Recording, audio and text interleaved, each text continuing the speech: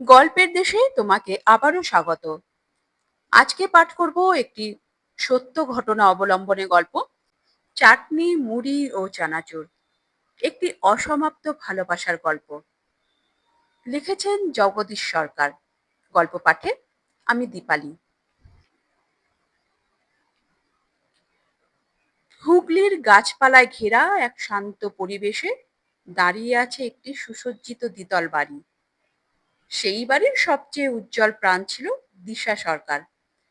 Auxilium convent স্কুলের class 12 এর ছাত্রী দিশা শুধু পড়াশোনায় নয়, চরিত্র, প্রতিভা আর মানবিকতায়ও ছিল অসাধারণ। স্কুলে তাকে চিনত সবাই অলরাউন্ডার দিশা নামে। স্পোর্টস ক্যাপ্টেন হিসেবে মাঠে তার নেতৃত্ব ছিল দুর্দান্ত। ক্যারাটেতে সে অর্জন করেছিল ব্ল্যাক বেল্ট। বিভিন্ন প্রতিযোগিতায় জিতে এনেছিল অসংখ্য গোল্ড মেডেল। ম্যাথমেটিক্স সাবজেক্টে অলিম্পিয়াড সিলভার জোন পরীক্ষায় একের পর এক গোল্ড মেডেল এবং সার্টিফিকেট পেয়েছিল। ইংলিশ লিটারেচারে সাবজেক্ট টপার মেডেল পেয়ে শিক্ষক শিক্ষিকাদের গর্বের কারণ হয়ে উঠেছিল আইসিএসসি পরীক্ষায়। কিন্তু এত সাফল্যের পরেও দিশার সবচেয়ে বড় পরিচয় ছিল তার কোমল হৃদয় এবং মানবিকতা। রাস্তার কুকুর, আহত পাখি কিংবা অসুস্থ বিড়াল দেখলে সে নিজেকে কিছুতেই সামলাতে পারত না।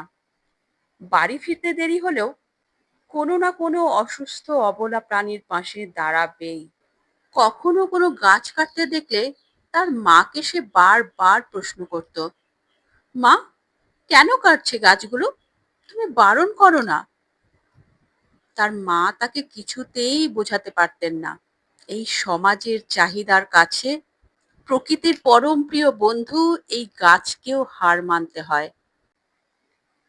এক বর্ষার সন্ধ্যায় দিশা বাড়ির গেটের সামনে দেখতে পেল ছোট্ট একটি সাদা কালো বিড়াল বৃষ্টিতে ভিজছে।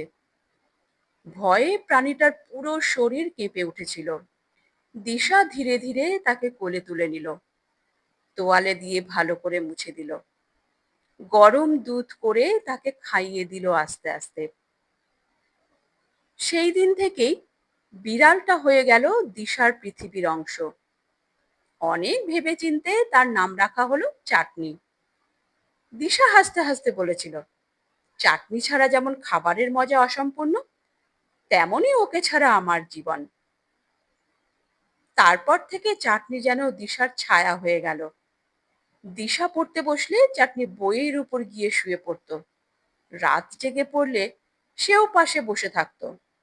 মাঝে মাঝে দিশা নিজের টিফিনের টাকা জমিয়ে বাজার থেকে ছোট মাছ কিংবা চিকেন কিনে আনতো শুধু চাটনির জন্য। কিছুদিন পর চাটনি জন্ম দিল দুটি ফুটফুটে বিড়াল ছানার। একটি ভীষণ দুষ্টু, চঞ্চল আর খেলুড়ে। অন্যটি শান্ত, নরম আর ভীষণ আদুরে। দিশা অনেক আদর করে নাম রাখলো মুড়ি ও চানাচুর। মুড়ি ছিল যেন ঝড়ের মতো, কখনো দিশার খাতার উপর লাফিয়ে পড়ছে, কখনো কলম নিয়ে পালাচ্ছে, কখনো মাঝরাতে দৌড়ে ঘুম ভাঙিয়ে দিচ্ছে।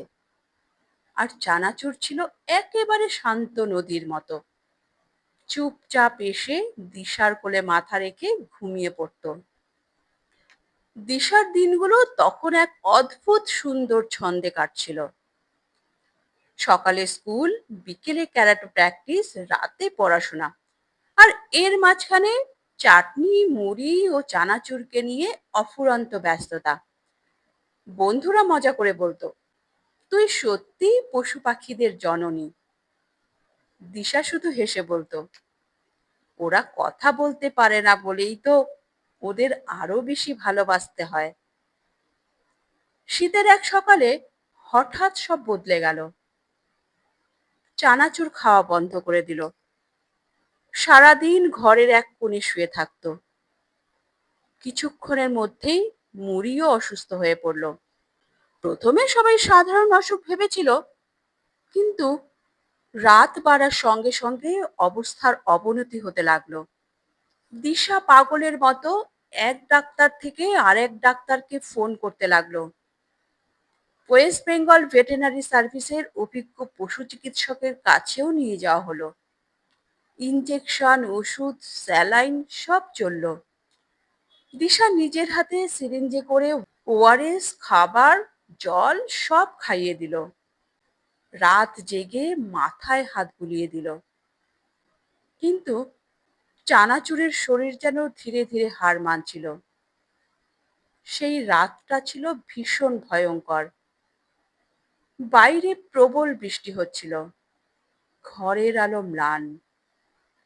দিশা চানাচুরকে কোলে নিয়ে বসেছিল। ছোট্ট প্রাণীটা কষ্ট করে একবার চোখ তুলে দিশার দিকে তাকালো। সেই চোখে যেন হাজারটা অসহায় প্রশ্ন। দিশা যখনই কোল থেকে ওকে একটু নামাতে যায়, চানাচুর যেন ততই আরো দিশাকে আঁকড়ে ধরতে থাকে।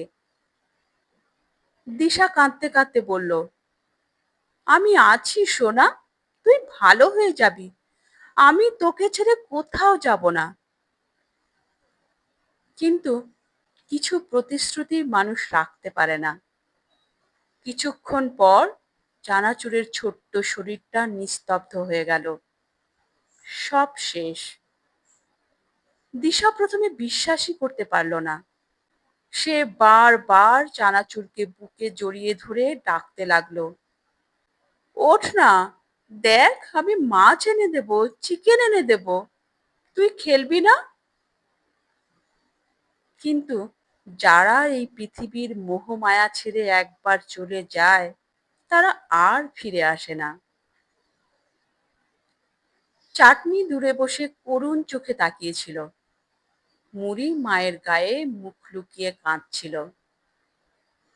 সেই রাতের কান্না যেন বাড়ির দেয়ালের প্রত্যেকটি কোনায় কোনায় জমেছিল। যে মেয়ে ক্যারাটারিং এ কখনো ভয় পায় না, যে মেয়ে শত মানুষের সামনে আত্মবিশ্বাস নিয়ে দাঁড়াতে পারে, সেই মেয়েই একটা ছোট্ট প্রাণকে হারিয়ে শিশুর মতো ভেঙে পড়েছিল। পরের কয়েকদিন দিশা খাওয়া দাওয়া বন্ধ করে দিল। স্কুলে যাওয়া বন্ধ, পড়াশোনা বন্ধ। সারা দিন শুধু চানাচুরের খেলনাগুলো বুকে ঝরিয়ে বসে থাকতো। তার মা মাঝরাতে এসে দেখতেন দিশা ঘুমের মধ্যেও কাঁদছে। চাটনিও যেন বদলে গিয়েছিল। সে বাড়ির কোণে কোণে চানাচুরকে খুঁজতো। আর মুড়ি হঠাৎ করেই যেন অনেক বড় হয়ে গেল। আর আগের মতো দুষ্টুমি করতো না। একদিন পূর্ণিমার রাতে দিশা জানলার পাশে বসে আকাশের দিকে তাকিয়েছিল। হঠাৎ মুড়ি এসে তার কোলের ওপর মাথা রাখলো। দিশার চোখ দিয়ে নিঃশব্দে জল গড়িয়ে পড়ল। সে বুঝল, যারা চলে যায় তারা পুরোপুরি হারিয়ে যায় না, তারা স্মৃতি হয়ে, ভালোবাসা হয়ে বুকের ভিতর বেঁচে থাকে।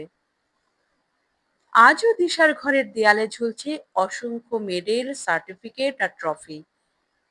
কিন্তু সবার মাঝেও সবচেয়ে মূল্যবান হয়ে আছে একটি চাটনি, মুড়ি ও চানাচুরকে কোলে নিয়ে দিশা হাসছে। আর প্রতিদিন সন্ধ্যায় চাটনি ও মুড়িকে খাবার দেওয়ার সময় দিশা আকাশের দিকে তাকিয়ে খুব আস্তে বলে, চানাচুর, তুই যেখানে আছিস খুব ভালো থাকিস সোনা, খুব ভালো থাকিস। সত্যি, এইরকম মানবিক যদি আমরা প্রত্যেকে হতে পারি, তাহলে পৃথিবীটা কত সুন্দর হতে পারত। অনেক পশুপ্রেমী আছেন যারা বাড়িতে খাবার তৈরি করে রাস্তার পথ কুকুর ও পথ বিড়ালদের খাইয়ে দিয়ে যান। কিন্তু এমন অনেক মানুষও আছেন যারা পশুদের ভীষণ রকম অপছন্দ করেন। তাদের খাবার খাওয়ানো তো অনেক দূরের কথা। যারা পশুপ্রেমী নন, তাদের প্রতি একটাই মানবিক আবেদন থাকবে, আপনাদের পশুদের ভালোবাসতে হবে না, খাবার খাওয়াতে হবে না, কিন্তু দোলের সময় ওদের গায়ে রং ছিটাবেন না প্লিজ। দিওয়ালির সময় ওদের গায়ে কেউ বাজি ছুড়বেন না প্লিজ, বা ওদের লেজে বাজি বেঁধে দেবেন না প্লিজ।